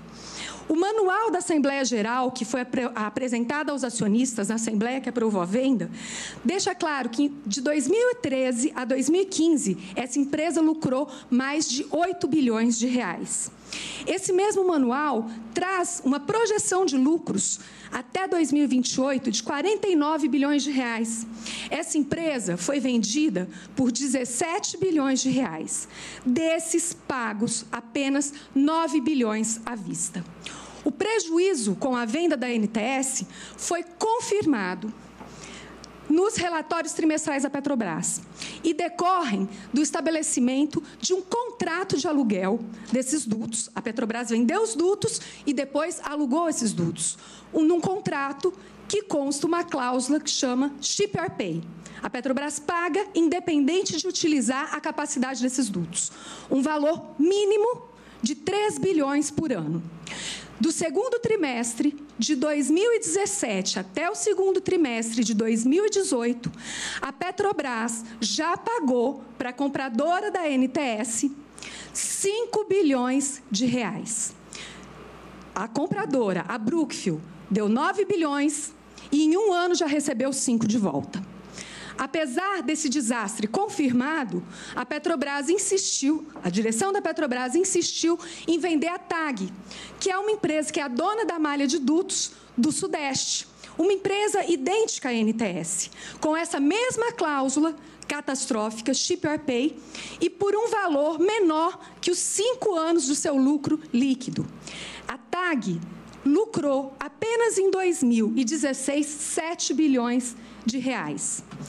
Esse desastre não se concretizou por uma decisão, por um acórdão da 4ª turma do Tribunal Regional Federal da 5ª Região, que, a exemplo da medida liminar concedida nesses autos, entendeu que a desestatização dessa empresa, que a saída da Petrobras, porque aqui implicava uma saída da Petrobras dessa atividade econômica, só poderia ser feita nos termos da Lei 9491 de 97. Bom, por fim, o Complexo Petroquímico Suape, que foi criado para ser o maior polo de produção de poliéster da América. Poliéster que é utilizado em roupas, que é utilizado em artigos esportivos, que é utilizado em garrafas PETs. Essa empresa foi literalmente sabotada pela administração da Petrobras.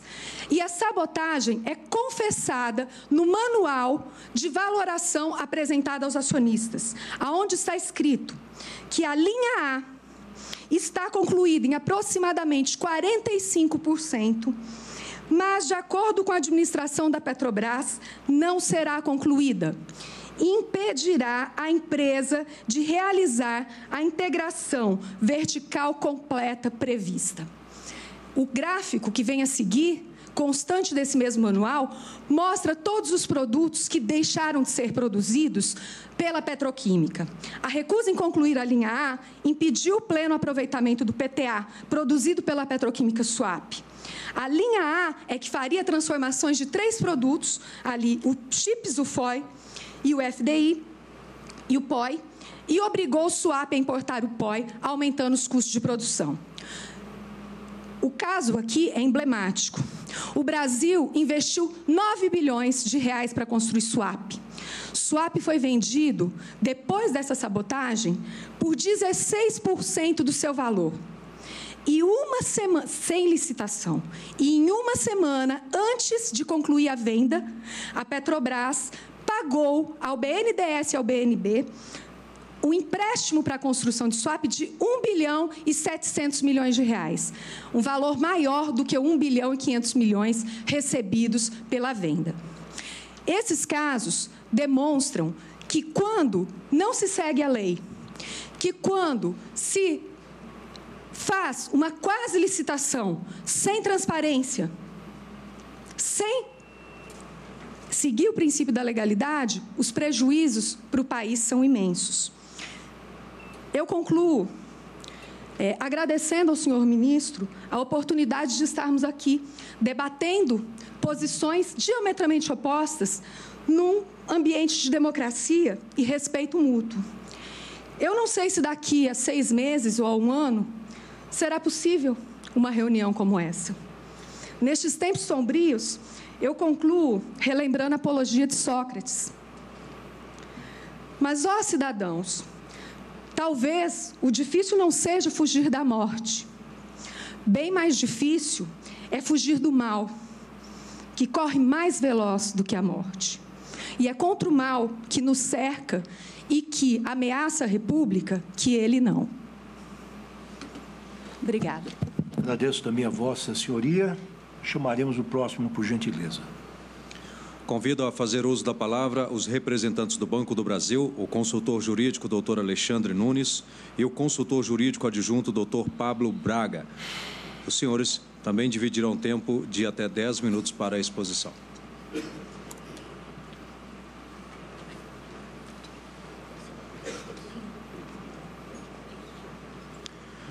Boa tarde, excelentíssimo senhor ministro Ricardo Lewandowski, na pessoa de quem eu cumprimento os demais integrantes da mesa, meus colegas expositores, os demais colegas aqui presentes. O Banco do Brasil agradece a oportunidade de contribuir com as discussões. As discussões são realmente acaloradas, são intensas, mas são importantes para o nosso país, para a nossa democracia e principalmente para as estatais. Vou me permitir falar um pouco e trazer algumas reflexões de cunho mais amplo e deixarei a cargo do meu colega, Dr. Pablo, fazer alguns posicionamentos mais particulares em relação ao artigo 29, inciso 18, que é o tema tratado na presente audiência pública. É importante a gente retornar um pouquinho na construção da Lei das Estatais. A Lei das Estatais surgiu no momento de clamor público sobre uma resposta rápida em relação à condução das empresas estatais. Por isso, ela é uma lei, uma legislação de suma importância. E, a meu ver, questionar qualquer dispositivo dessa lei, e entendo que muitos dos questionamentos que estão sendo feitos nessa oportunidade decorrem, talvez, de alguma interpretação equivocada da aplicação do dispositivo do inciso 18, artigo 29. Mas não é esse o tema que eu quero tratar aqui. Eu quero falar exatamente sobre a importância da Lei das Estatais. A Lei das Estatais, ela também assegura a empregabilidade dos funcionários das estatais. Ela é importante porque traz regras de governança que passaram a blindar toda a administração das estatais. E no momento que eu vejo um dispositivo da Lei 13.303 ser, de certa forma, interpretado com talvez um condão equivocado, me preocupa que isso possa ferir a rigidez de toda essa legislação. É importante também a gente lembrar que a Lei das Estatais ela foi construída através de um debate amplo no Senado Federal. Se retroagirmos ao PLS 555, é possível notar que diversas emendas foram propostas para alteração da lei. Houve, inclusive, debate público na construção da legislação, que foi dada oportunidade a todos. A CVM, o IBGC, o Instituto Brasileiro de Governança Corporativa, a B3, importantes órgãos e instituições reconhecem a validade da Lei das Estatais. Então, é nesse sentido que eu peço um pouco de reflexão. Será que o que a gente está trazendo a título de interpretação em relação, quer seja ao artigo 29, quer seja a qualquer outro dispositivo da Lei das Estatais, realmente é o que a gente quer nesse momento? Levamos 18 anos para conseguir a regulamentação do parágrafo 1º do artigo 173 da Constituição. E ele foi construído de uma forma sólida. A gente percebe que as estatais que têm ações em bolsa tiveram valorização das suas ações. A gente percebe uma melhoria na governança dessas estatais. O Banco do Brasil é referência em relação à governança nas estatais e contribuiu para essas discussões na ocasião. Então, eu entendo, no meu sentir, que a Lei das Estatais ela deve ser defendida nesse momento, tanto por parte de quem defende o interesse dos funcionários, quanto por parte daqueles que defendem a própria criação das estatais e a sua manutenção. Ministro, era nesse sentido que eu queria trazer essa pequena reflexão para ver se a gente consegue colaborar com as discussões. O Dr. Pablo vai trazer agora alguns aspectos mais específicos relacionados ao artigo 29, inciso 18. Eu agradeço imensamente a oportunidade dada. Obrigado, doutor. Eu agradeço essa contribuição concisa, objetiva, que efetivamente contribui com os debates.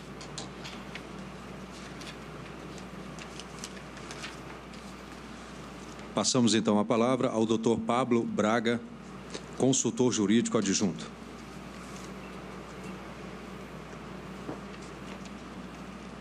A Vossa Excelência, ilustre ministro Ricardo Lewandowski, senhores presentes à mesa, ilustres expositores, senhoras e senhores, boa tarde. O foco da nossa abordagem para o momento se cingirá a tratar das condicionantes aplicáveis, em específico, à alienação do controle das subsidiárias. Como bem sabemos, a constituição de uma subsidiária ou de qualquer participação deriva da atividade social consistente da participação em empresas. Nesse sentido, faz-se necessário que essa atividade esteja perfeitamente prevista nos atos constitutivos da empresa investidora, no caso, em especial, da sociedade de economia mista e as empresas públicas. O artigo 2º, parágrafo 3º da Lei 6404, aplicável às empresas estatais, por força, inclusive, dos artigos 5º e 7º da 13303, dispõe ser possível também que as empresas possam participar de outras empresas na medida com vistas ao cumprimento ou como meio do cumprimento do seu objeto social. É inerente à atividade de participação em outras sociedades atos tanto de investimento como de desinvestimento. No caso das empresas estatais, não basta tão somente que esta atividade esteja prevista nos seus atos constitutivos. É preciso também atender um requisito jurídico constitucional, qual seja a autorização legislativa. A autorização legislativa específica para fins de constituição de subsidiárias e controladas é aquela prevista no artigo 37, inciso 20 da Constituição Federal. De acordo com a ADI 1649, do entendimento que se verifica no voto do ilustre ministro Maurício Correia, a autorização legislativa necessária para a constituição de subsidiárias e controladas teria o cunho genérico. Entendemos que existe aí um paralelismo, existe uma correlação entre a atividade de participação em empresas e essa autorização legislativa necessária para o perfeito cumprimento da atividade de participação.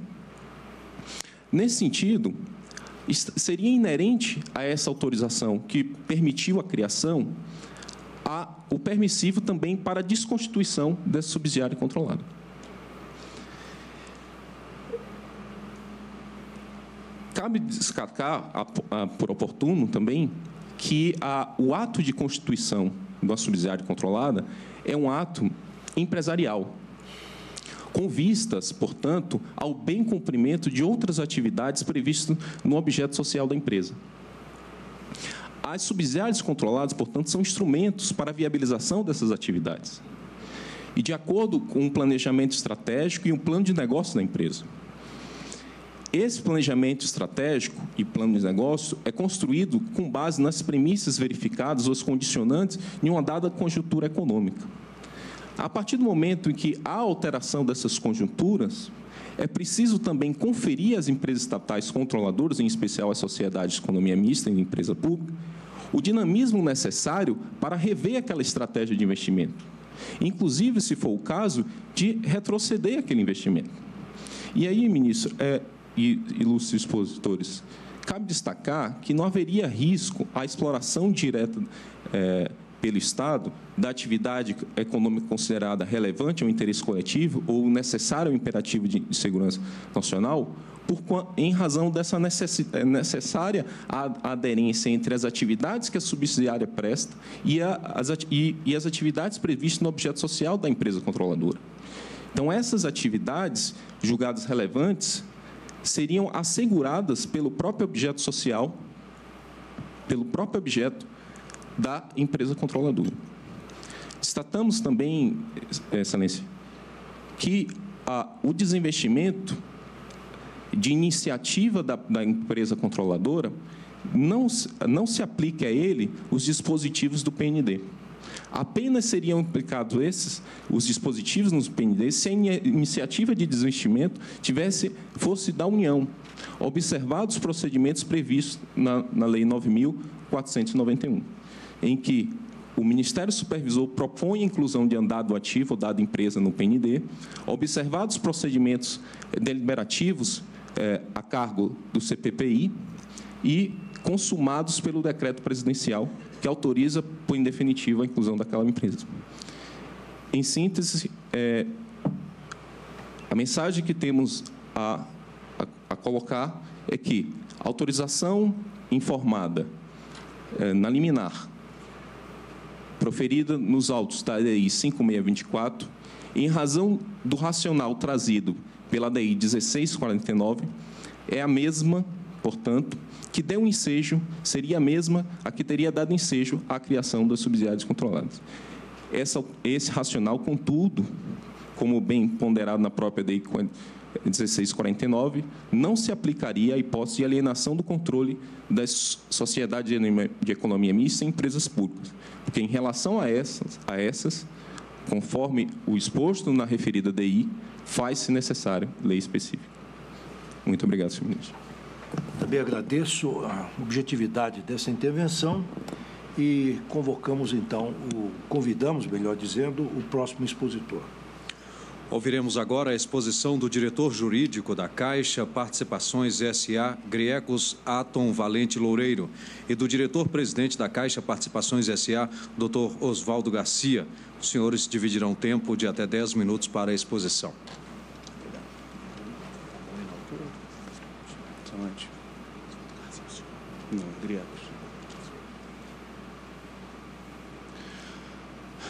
Boa tarde, ministro Ricardo Lewandowski. Cumprimento a todos os presentes. Não posso deixar de registrar nosso agradecimento pela oportunidade de participarmos dessa audiência pública que revela também um alto valor do julgador, que é a humildade, que é de além, se despir um pouco do conhecimento jurídico e ouvir a sociedade de uma forma geral, por isso eu faço questão de fazer esse registro. Bom, feita essa saudação, é importante, para ficarmos todos na mesma página dentro da dicção constitucional, lembrarmos que estamos falando de Caixa Econômica, Bloco Banco do Brasil, artigo 192 da Constituição, que estabelece, que define o sistema financeiro nacional, deixando claro que ele é estruturado para o desenvolvimento. Primeiro item, desenvolvimento equilibrado do país e para servir aos interesses da coletividade. Nada melhor para representar os interesses da coletividade do que o próprio texto da Carta da República, já que no preâmbulo nos denuncia que todo poder emana do povo. E, bom, esse ano que comemoramos os 30 anos da Constituição Federal, não podemos deixar de fazer uma referência ao que aconteceu há 20 anos atrás, que foi a edição da Emenda 19, né, também conhecida como a Emenda da Reforma Administrativa, que inseriu no artigo 37 o princípio da eficiência. Além dos tradicionais princípios de eficiência, a inspirar todas as relações da administração pública, direta ou indireta. Portanto, além da legalidade, impessoalidade, moralidade, publicidade, introduziu-se o princípio da eficiência e que aqui, dentro dessa apertada reflexão, podemos tratar em duas dimensões, né? A eficiência na dimensão do interesse público e a eficiência na dimensão de aderência às melhores práticas de mercado. Na dimensão de atendimento ao interesse público, como bem falou meu colega do Banco do Brasil, é inegável que a Lei 13.303 foi editada num contexto de clamor social para que houvesse melhor governança, melhor transparência, mais compliance nas empresas públicas. É um momento no qual a sociedade brasileira exige que as empresas públicas, a sociedade de economia mista, não apenas façam bem, façam o correto, mas pareçam fazer bem, pareçam fazer o correto. Nesse sentido, a Lei 13.303 veio trazer evolução quanto a práticas, trazendo, por exemplo, mesmo para empresas que não têm obrigatoriedade, de seguir algumas práticas de mercado, como o caso da Caixa, por exemplo, que não submete ao controle da CVM, a ter hoje, publicada a partir do seu novo estatuto, uma política de relação com partes relacionadas, uma política de divulgação de fatos relevantes, entre outras medidas que têm nos aproximado das melhores práticas de mercado, quanto à transparência, quanto à governança, quanto à compliance. É uma evolução que consideramos salutar, não por se tratarem exclusivamente de novas práticas, mas sim de parecermos para a sociedade, demonstrarmos com mais clareza como nós trabalhamos na empresa pública. Sob a dimensão das melhores práticas de mercado, nós também não estamos falando de nenhuma inovação. Nós temos um arcabouço legislativo que vem sendo construído ao longo de muitas décadas. No caso do setor financeiro, nós temos a 4595, que é de 64, a conhecida lei das sociedades anônimas, a 6404, de 76, a 11908, mais recente, de 2009, a 13262, de 2015. Portanto, todo esse arcabouço é o que construiu a possibilidade de que, trabalhando com melhor eficiência, pensando em preservar o core business, vamos dizer, das companhias, público, mantendo público, mas possibilitando participações societárias em outros segmentos de atuação que tangenciam essa atuação central, nós conseguimos avançar com mais especialização, mais transparência, mais governança, mais compliance, melhores práticas contábeis, melhor aderência aos resultados esperados pela sociedade e, especialmente, dando aso e fazendo corolário ao princípio da eficiência esculpido na Constituição, sabendo que, na melhor hermenêutica constitucional, se o princípio deve inspirar a norma, não temos dúvida que a 13.303 está integralmente inspirada por esse valor inserido no artigo 37 da Constituição. É o que nos competia pelo momento. Agradeço a oportunidade mais uma vez. Agradeço ao doutor Grieco Zaton a participação que emprestou a esse evento.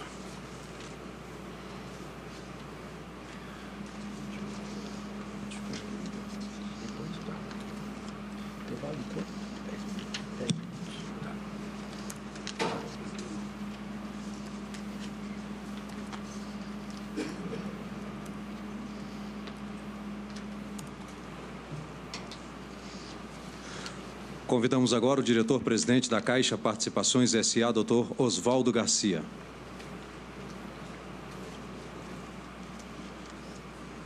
Boa tarde, excelentíssimo senhor ministro Ricardo Lewandowski. Parabéns pela realização desta audiência pública.